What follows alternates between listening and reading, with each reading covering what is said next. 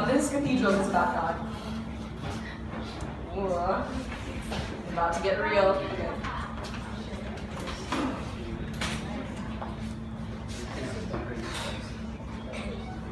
So, context. I worked in the church before. I no longer work in the church.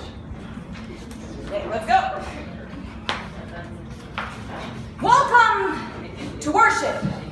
All that separates my rocky climbing face from the uproar outside is the black fabric bag over my head. It hangs from me, dead beat, and dims nothing.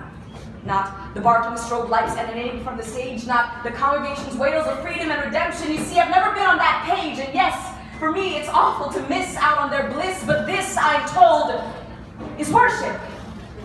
There's a boy barely my age kneeling next to me, joy seeping out of him, siphoning from his ground his side breath. It warms his lips like a microwave would, turns them to tuning forks, and the eruption ruptures my eardrum. Jesus, Savior, freedom! Freedom!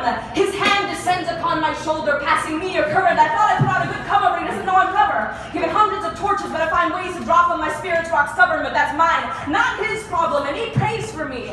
I think he's praying for me, shaking spirituality into me. I'm sorry, but my soul's a damn fortress. Even I am happy. Helplessly, I watch him run his mouth out of imaginary words, and the vibrations run dry like a kid being scolded. I try so hard to ride along his wave, the gibberish flowing right past me on a confused current, but who are we kidding? You tell me if you've ever seen a rock face float.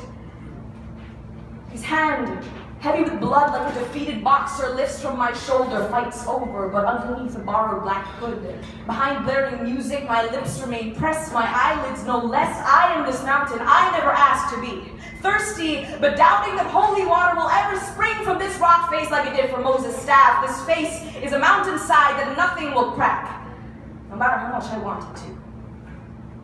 And I know I'm not religious. It's never been me, more like the shadow of the church girl my family raised me to be, because I can go into the details of the good book's philosophy. When you're sick or when you're hurting, exactly what verses to read. A science like Heisenberg, it's just basic chemistry. But I never felt God in a Christian school science class. I never felt God in a study group, too busy memorizing names and dates to form an actual relationship, like a deadbeat daughter. Can remember Dad's full name, but not the last time we connected beyond share if you believe in Jesus on Facebook. And it's hard to want to be part of a fan club who claims to worship love when all they do is judge, because I never felt God in a church.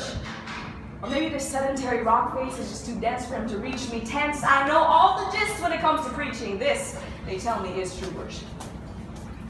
As I was saying, it's simple chemistry. Like when you combine hydrogen and oxygen, you make water.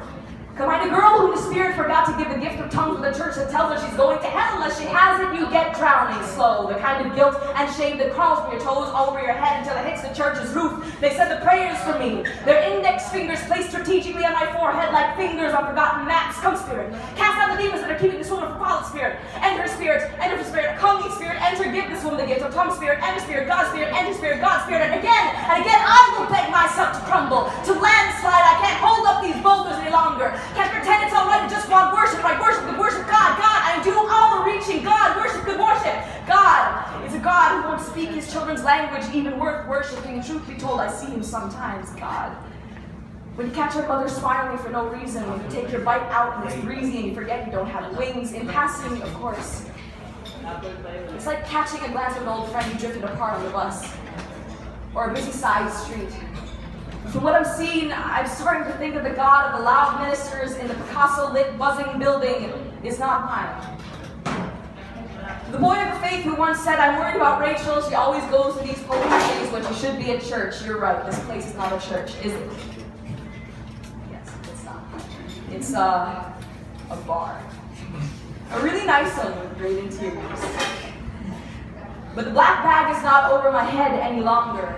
Boy, they may have never spoken that to me, but I know your good books to the T. It is not your place to condemn this ungraced, unbroken mountainside on the way it worships God. Because this is my cathedral. It's made of stone. That's all I have to do.